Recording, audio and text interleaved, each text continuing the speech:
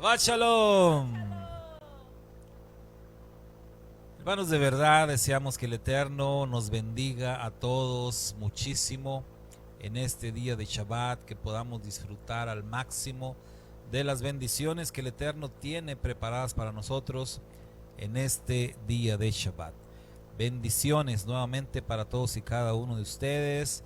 Nandito, Shabbat Shalom, qué bueno que estás unido con nosotros en esta recepción del día de Shabbat. Bueno, pues no sé si mi esposa quiere agregar algo antes de que comencemos con el tema. Pues nada más que disfrutemos mucho este Shabbat, porque yo siempre siento, ¿verdad?, que puede ser el último, entonces así tenemos que vivirlo, como si fuera nuestro último Shabbat, a disfrutarlo con todos nuestros seres amados en la comunidad, con nuestros hermanos, y gocémonos empezando con este estudio. Que el Eterno me los bendiga mucho, mis amados hermanos. Amén. Muy bien, Shabbat Shalom. Familia Salinas, bendiciones para usted.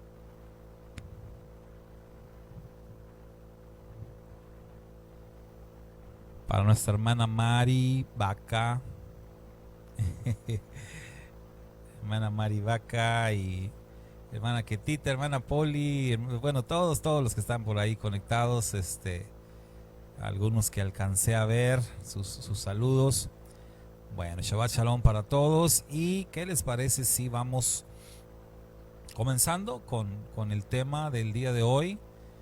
Recuerde usted que juntamente con lo que es el libro de Génesis, estudiamos el Evangelio de Marcos. Entonces, el primer libro de la Torá y el primer libro o el primer evangelio que se escribió, que fue Marcos, siempre, cada año, según el ciclo anual de estudio de la Torá, los estudiamos juntos.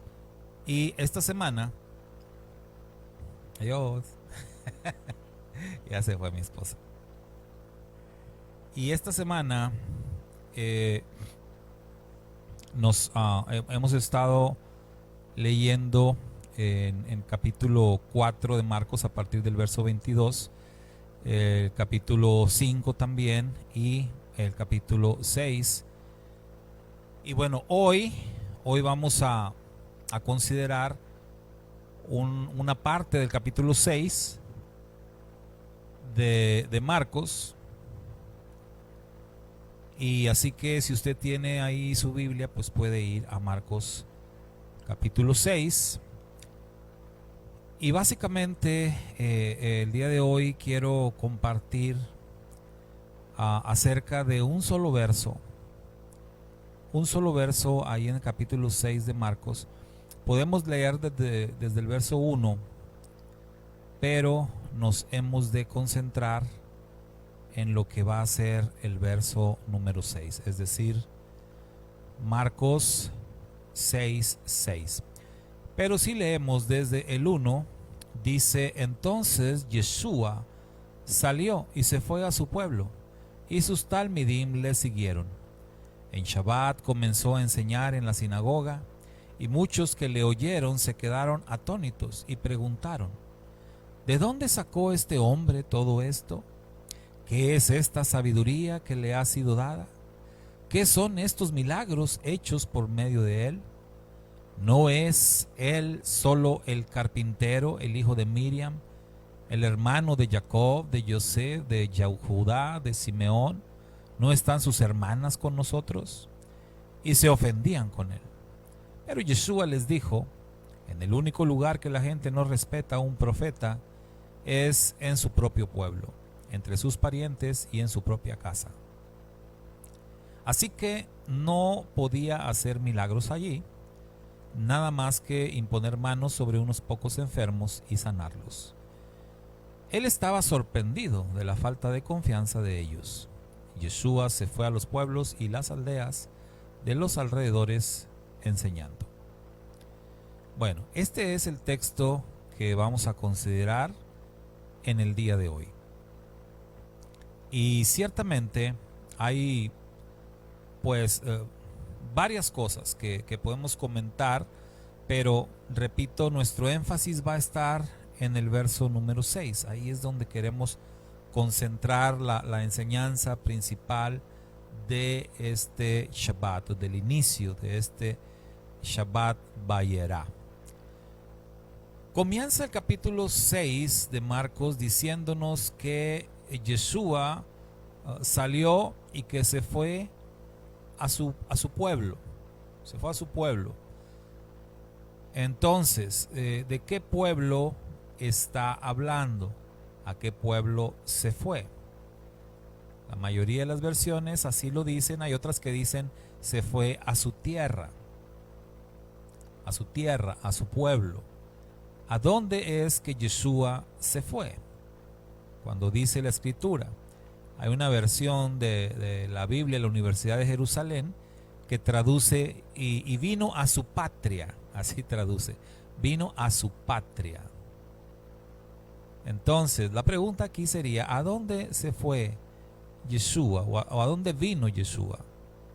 Cuando nos dice la escritura, se fue a su pueblo, se fue a su tierra, se fue a su patria, a su ciudad, dicen otras versiones.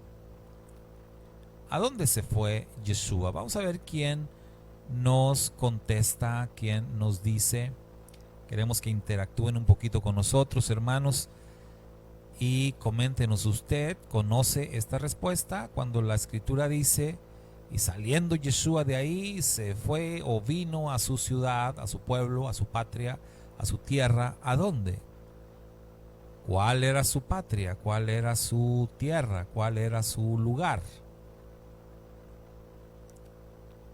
Vamos a ver qué nos pueden decir. Shabbat Shalom, hermana Hilda. Bendiciones, qué bueno que está unida con nosotros, dando la bienvenida a este día de Shabbat. Shabbat Shalom, hermano Dante también. Iván. Shabbat Shalom. Iván nos está dando una respuesta. Dice, fue a su ciudad natal. Bueno, pues, ¿de qué ciudad estamos hablando? Esa es la pregunta. ¿De qué ciudad estamos hablando? Iván dice que es su ciudad natal. Pero ¿cuál fue la ciudad natal de Yeshua? Vamos a ver si es ahí a donde él fue.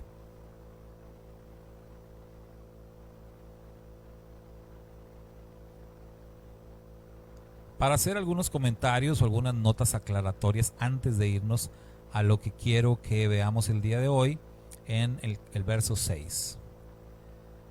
Hermana Hilda dice, ¿será Belén?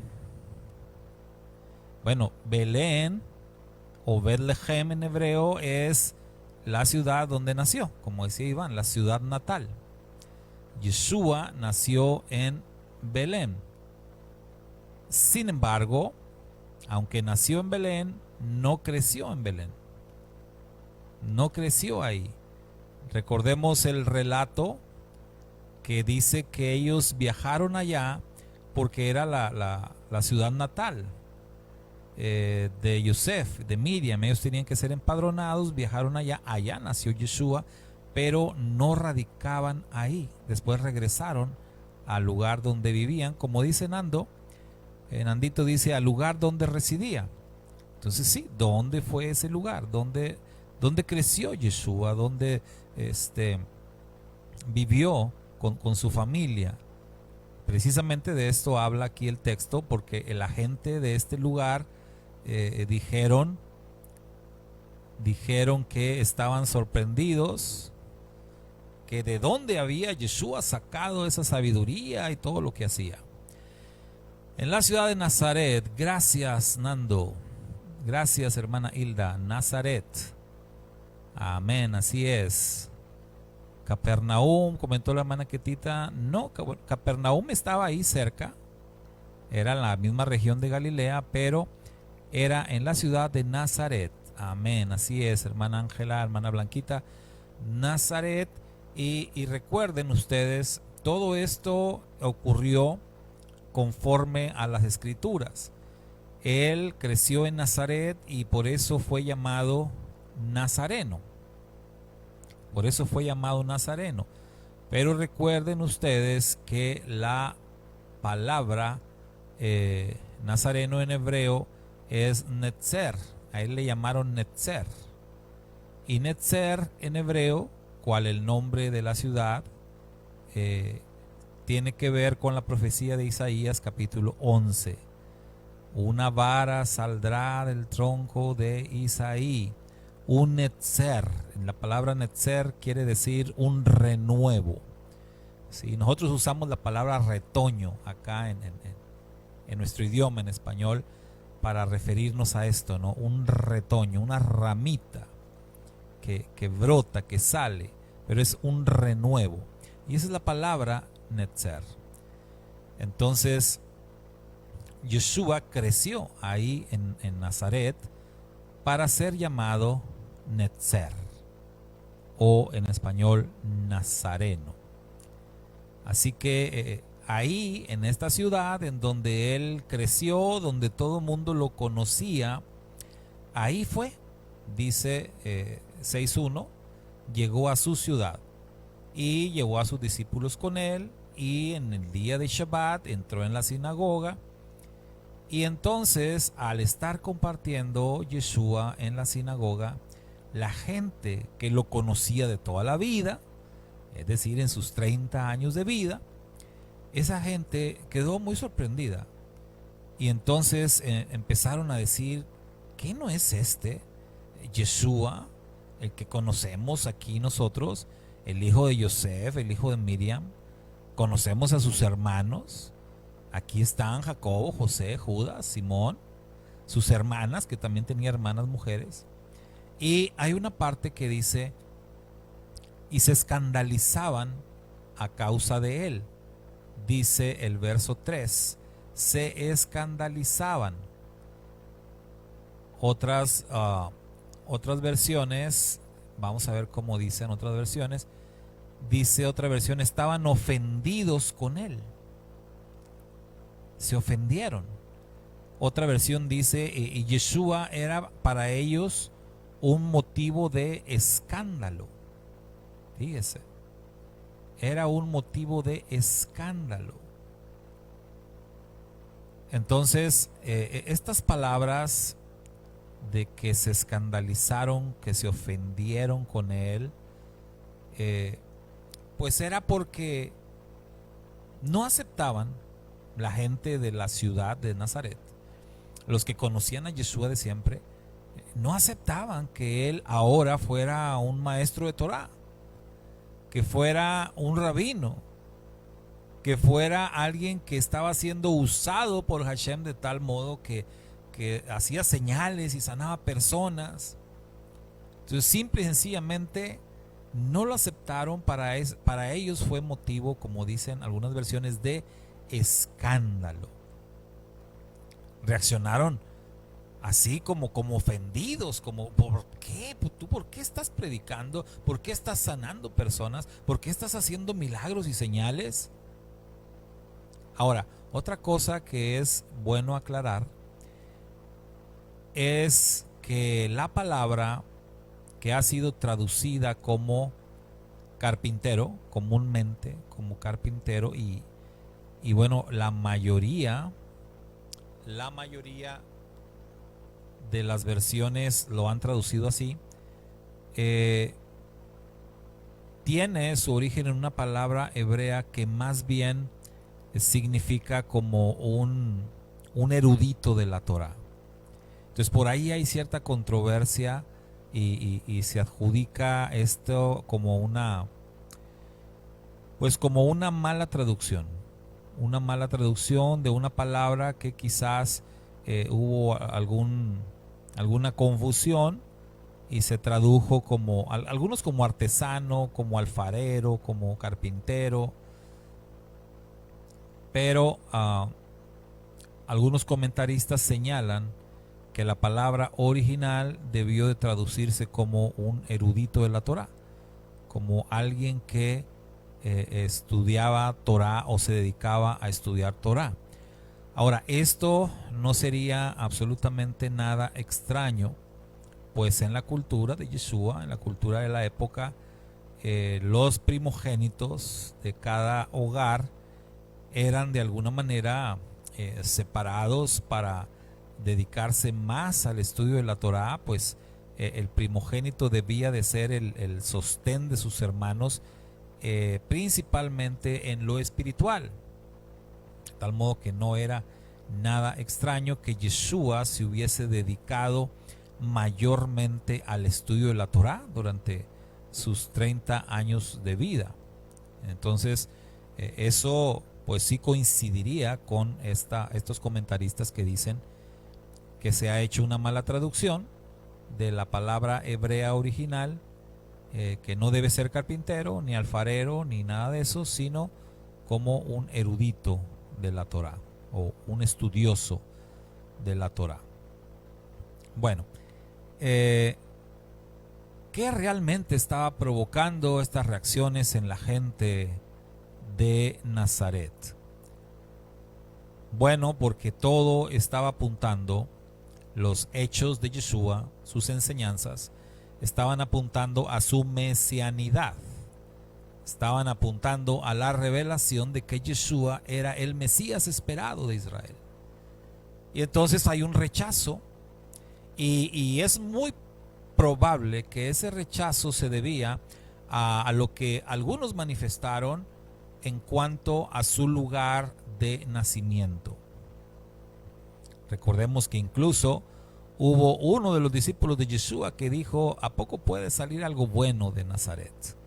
O sea, aquí la gente de Nazaret, ellos mismos se menospreciaban, ¿no? Ellos mismos estaban como: no, hombre, de aquí no puede salir el Mesías. El Mesías tiene que ser de Belén de Judea.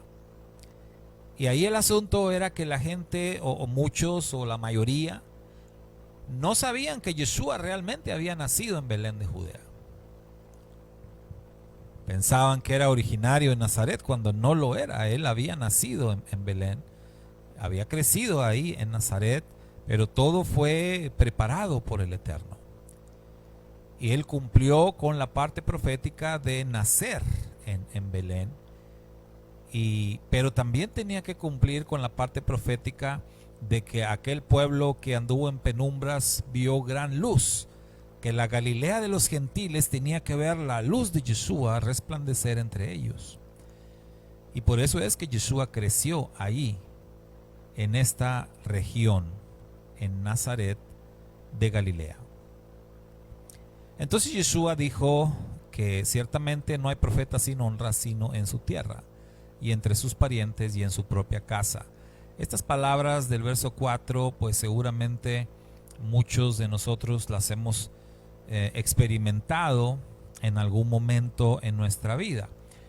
Yo creo que ustedes, al igual que yo, todos estamos de acuerdo la difícil que es, las dificultades que representa el poder dar testimonio en nuestra familia, en nuestra propia casa. Es difícil, y siempre va a ser difícil. Generalmente a todas las personas se nos facilita dar testimonio, pues en cualquier otro lugar o con cualquier otras personas, pero con la familia cuesta más trabajo. Siempre la familia, la propia familia son los que se muestran con mayor incredulidad. Tienen más dificultad para aceptar nuestro testimonio, nuestra vida en servicio al Eterno, o un cambio. Es todavía más tremendo cuando la persona ha llevado una vida disipada, o ha llevado una vida de pecado, y entonces viene al conocimiento del Eterno, viene a una relación de pacto con el Todopoderoso y cambia, y la familia no se la compra, la familia no se la cree, y la familia está siempre ahí poniendo en duda el cambio. Se muestran así como las personas de Nazaret. Entonces es algo de verdad muy complicado. Como dice nuestra hermana Poli, rechazaban su autoridad, y al ser uno de ellos no podían creer que tuviera tanto conocimiento. Exacto, o sea, lo veían así, exacto, como un igual, como pues ¿cómo? Entonces cualquiera de nosotros puede ser el Mesías. Entonces es un pensamiento pues muy cerrado, muy extraño, y pues muy duro en contra de nuestro Santo Maestro. Entonces, después dice que Yeshua no hizo ahí, esta versión que tengo aquí ahorita dice, y no le fue permitido hacer allí ningún milagro, excepto sanar a unos cuantos enfermos, imponiendo sobre ellos sus manos. Esto fue por causa de la incredulidad que había en las personas. Y así llegamos al verso 6, que les dije desde el principio es el que nos ocupa, donde queremos obtener la enseñanza principal para esta noche. El verso 6, en donde quiero ponerlo en la pantalla, compartirlo con ustedes. Y bueno, lo vamos a poner en tres versiones, distintas, para leerlo en estas tres versiones. Aquí vamos. Muy bien, ahí lo tenemos.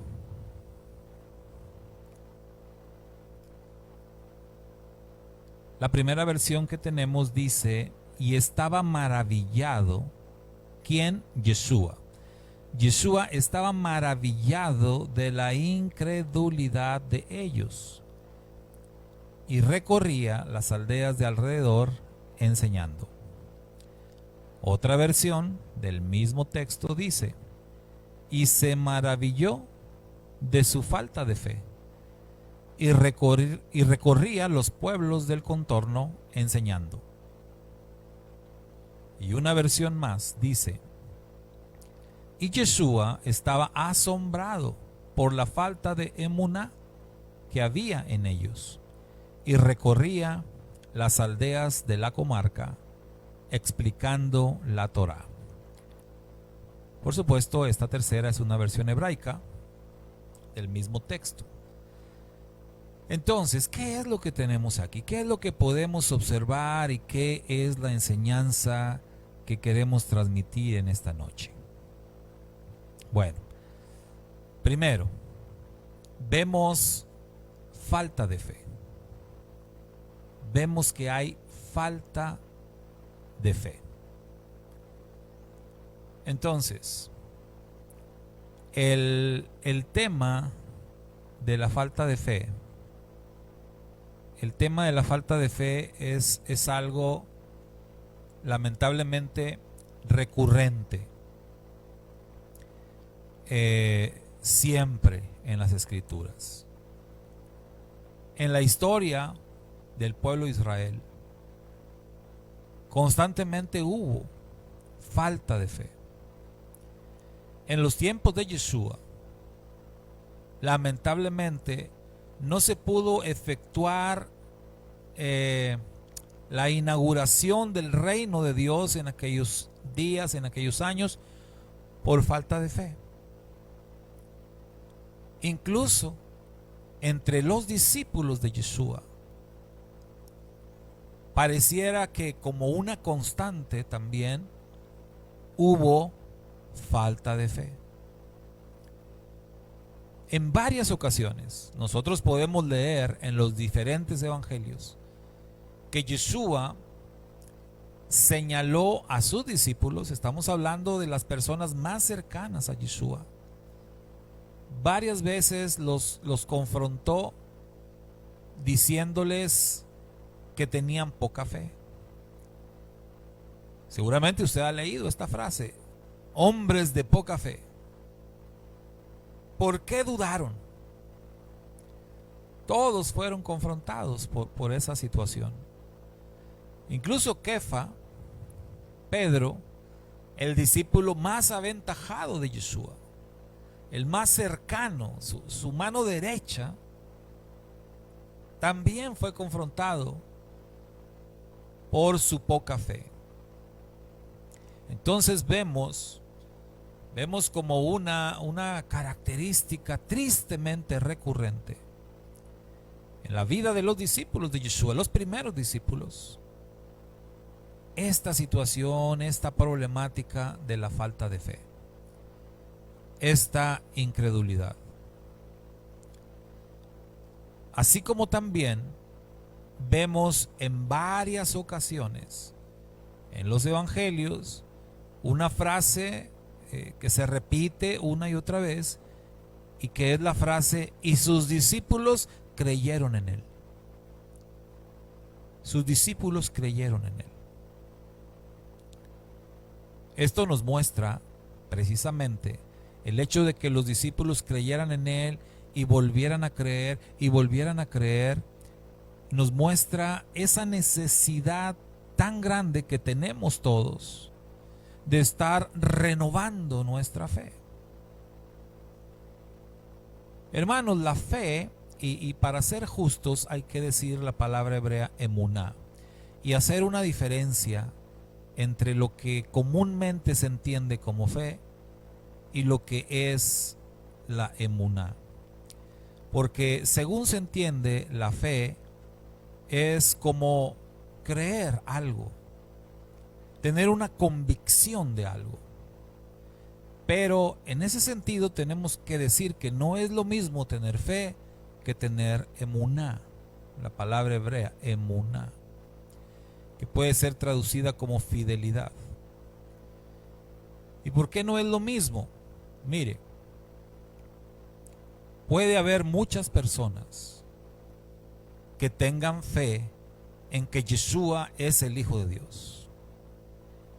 Y puede haber muchas personas, podemos haber muchas personas que creamos que Yeshua murió en la cruz por causa de nuestros pecados.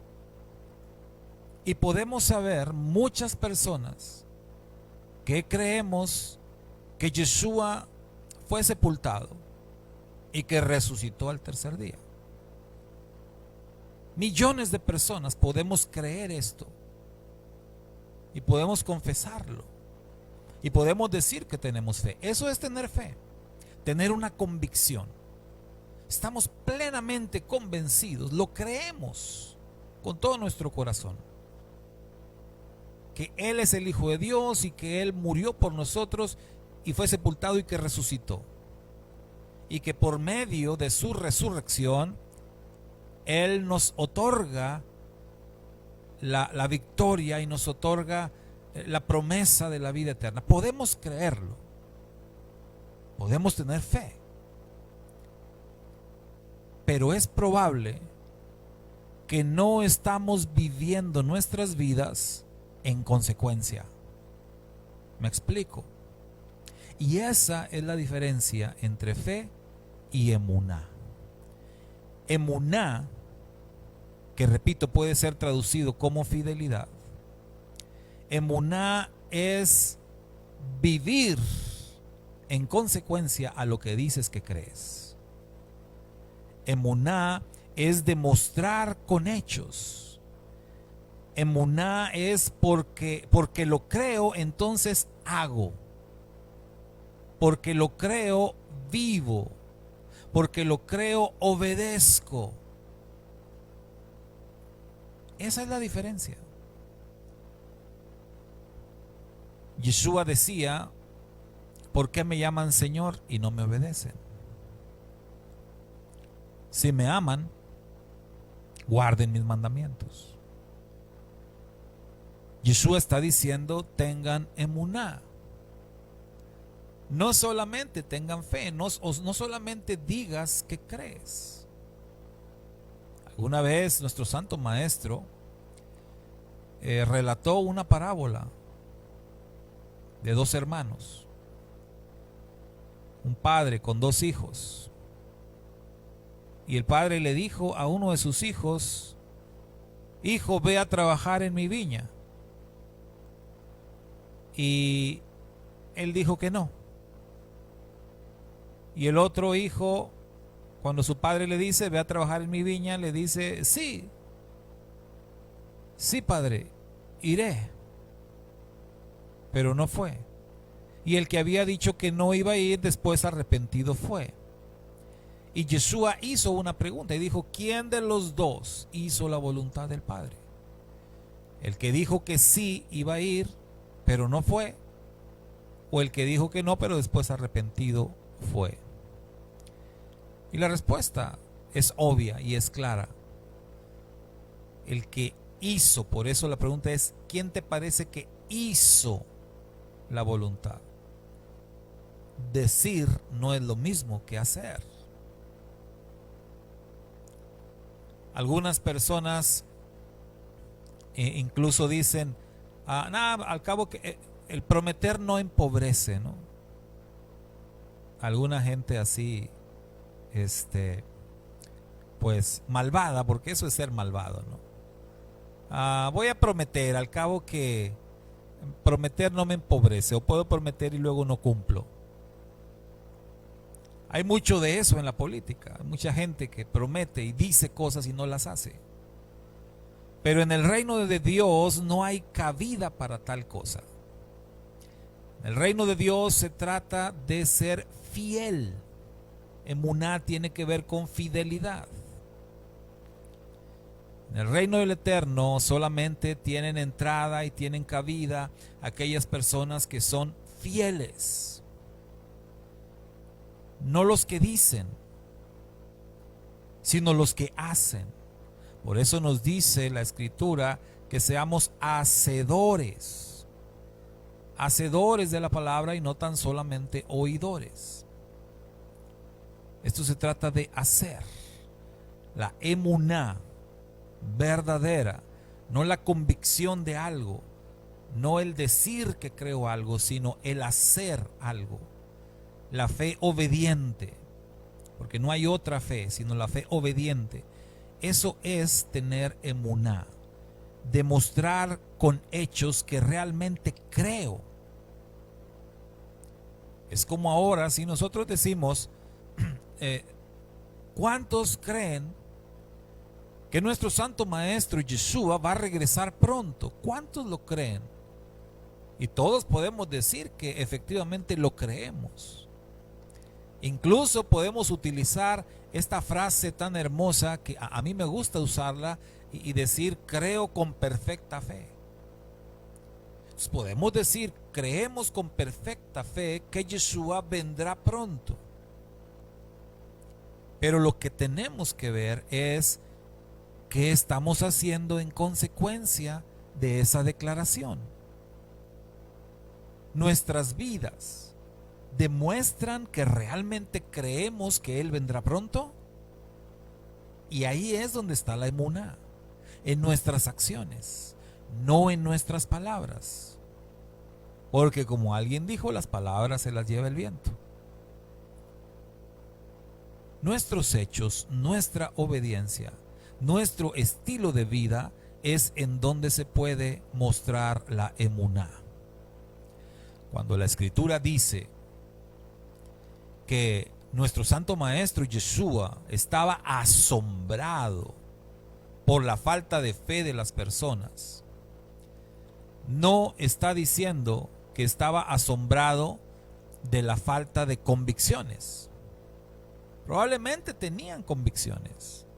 Eran personas que les gustaba estudiar la Torá. Él entró en una sinagoga. En esa sinagoga seguramente había personas que conocían mucho de la Torá. Como bien lo señaló hace rato nuestra hermana Poli, el sentir de varios de ellos era ver a Yeshua como su igual. Es probable que algunos en la sinagoga incluso pensaran que hasta ellos sabían más de la Torá que Yeshua. Es posible esto. Entonces, cuando la Escritura dice que Yeshua está asombrado por la falta de fe de ellos, por la falta de emuná, no está diciendo por su falta de convicciones o por su falta de conocimiento, sino está asombrado por la falta de emuná, por la falta de fidelidad. Aquellas personas entonces eran como al estilo de los fariseos, de aquellos fariseos que Yeshua decía hagan lo que ellos dicen, pero no hagan lo que ellos hacen. Porque ellos dicen una cosa y hacen otra. Es decir, los fariseos eran personas, no todos, pero algunos líderes de los fariseos a los que Yeshua criticó duramente, los criticó por esa razón. Porque sabiendo y conociendo las palabras de la Torá y enseñando las palabras de la Torá, no las cumplían ellos mismos, no las vivían. Entonces no tenían emuná. Y lo que asombra a Yeshua de las personas de su propio pueblo es precisamente la falta de emuná. Ahora, aquí viene algo bien interesante. Él se asombra por la falta de emuná y luego dice que recorría las aldeas de la región, algunos dicen de los contornos de la comarca, y recorría haciendo ¿qué cosa? Explicando la Torá, predicando, enseñando. ¿Y sabe usted por qué? Bueno, porque ¿qué nos declara la Escritura a través de Rab Shaul, conocido como apóstol Pablo? La Escritura nos declara que la fe, o sea, lo que faltaba ahí, de lo que Yeshua se asombró, que no había, nos declara la Escritura que la fe, ¿de dónde sale la fe? ¿De dónde viene la fe? Vamos a ver quién me dice esta respuesta. Que me digan ese texto. ¿De dónde es que sale la fe? Cuando Rab Shaul enseña sobre esto,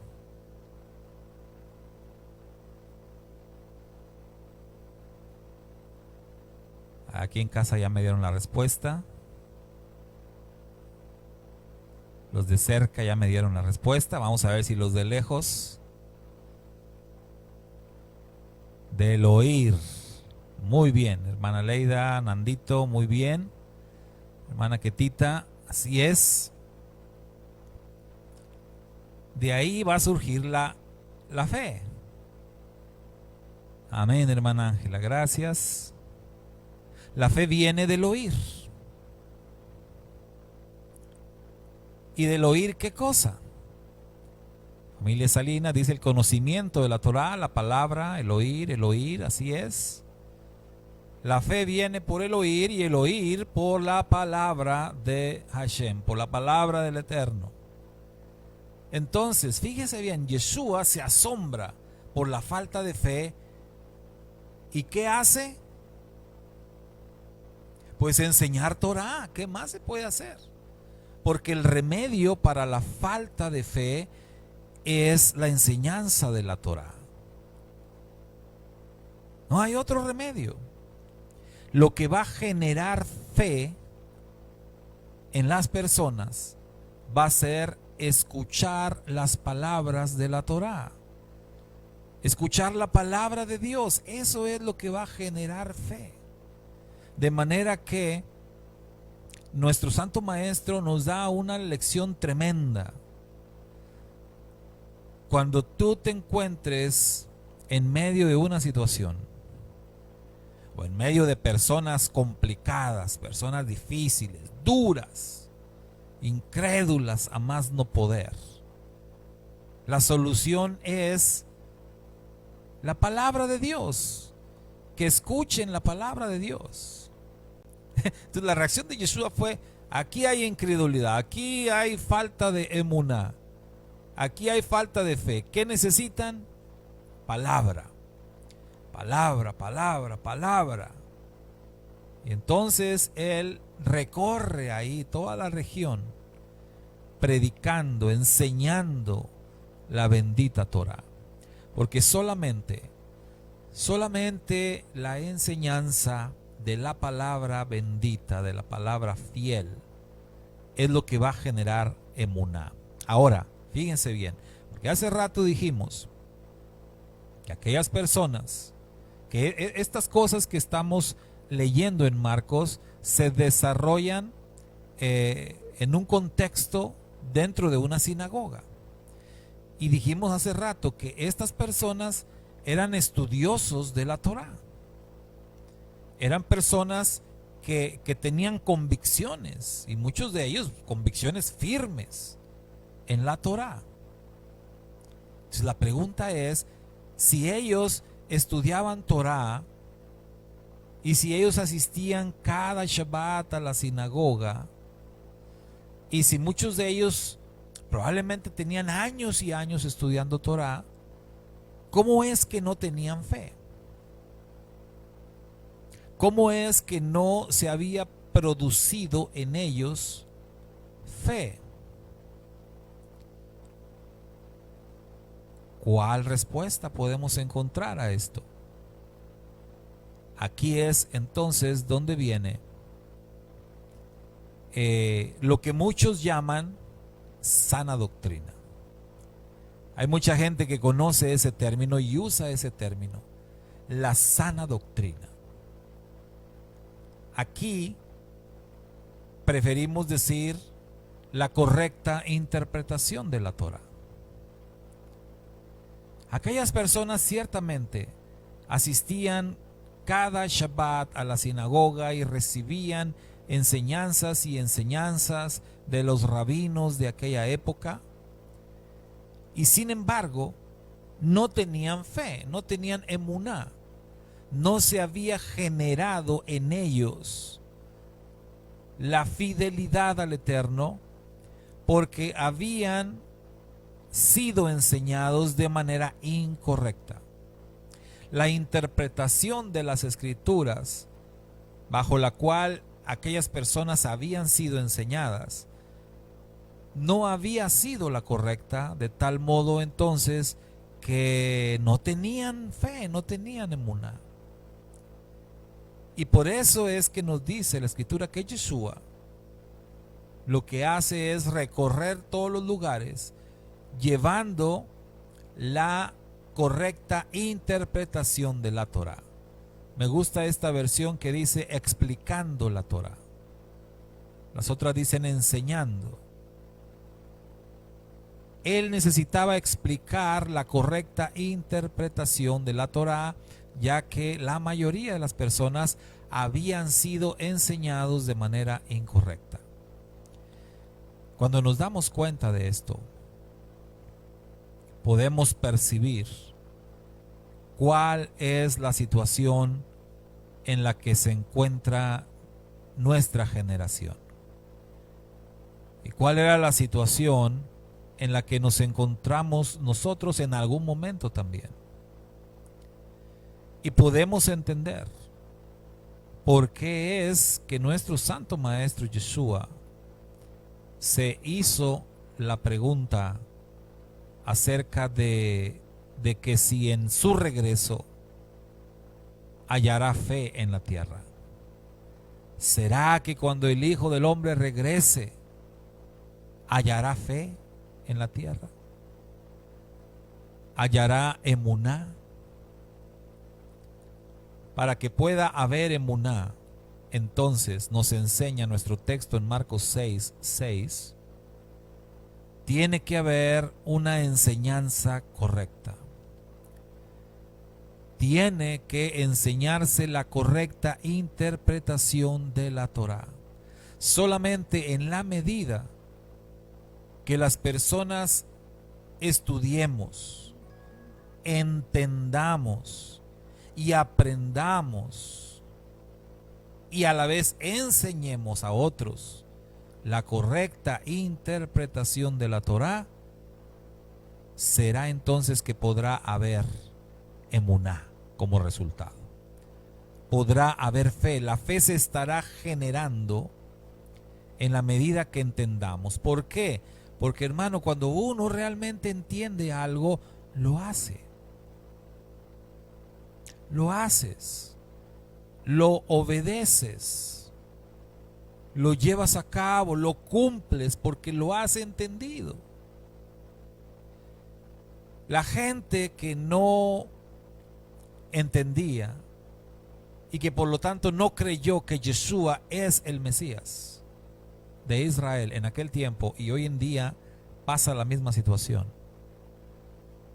La gente que no lo entiende y no lo cree y no lo acepta es porque ha sido mal enseñada.